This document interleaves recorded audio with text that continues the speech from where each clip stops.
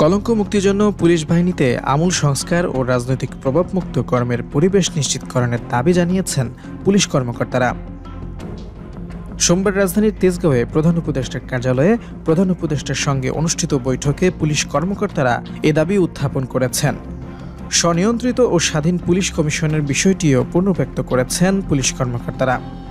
পরিচালনাকারী কর্তৃপক্ষ হিসেবে স্বাধীন ও স্বশাসিত কমিশন গঠন করা সম্ভব না বলে পুলিশ তার পুরনো নেতিবাচক চরিত্রে ফিরে যাবে এমন আশঙ্কার কথাও জানিয়েছেন তারা।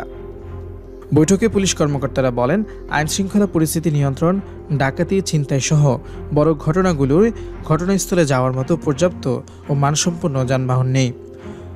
অপারেশনাল কাজে জরুরি ভিত্তিতে যানবাহন প্রয়োজন। এতে পুলিশের পরিবহন সংকট সহ লজিস্টিক সুবিধার ঘাটতি সম্পর্কে প্রধান উপদেষ্টাকে অবহিত করা হয়। আসন্ন জাতীয় নির্বাচনকে সামনে রেখে মাঠ পর্যায়ের পুলিশ কর্মকর্তাদের কোনো রাজনৈতিক পক্ষপাতের সঙ্গে জড়িত না হওয়ার নির্দেশ দেওয়া হয়। কর্মকর্তাদের সর্বোচ্চ পেশাদারিত্ব এবং আইনের সর্বোচ্চ প্রয়োগের সঙ্গে তাদের দায়িত্ব পালনের নির্দেশ দেন প্রধান উপদেষ্টা। বৈঠকে জেলা পুলিশ সুপার, রেঞ্জ ডিআইজি, মহানগর পুলিশ কমিশনার, সব ইউনিটের প্রধান, সব অতিরিক্ত আইজিপি অংশ নেন। আইনশৃঙ্খলা পরিস্থিতি নিয়ে প্রধান উপদেষ্টার সঙ্গে বৈঠকে পুলিশের পক্ষ থেকে বক্তব্য দেন পুলিশের মহাপরিদর্শক বাহারুল আলম, চট্টগ্রাম রেঞ্জের ডিআইজি আহসান হাবিব ও রাজশাহী পুলিশ সুপার ফারজানা ইসলাম।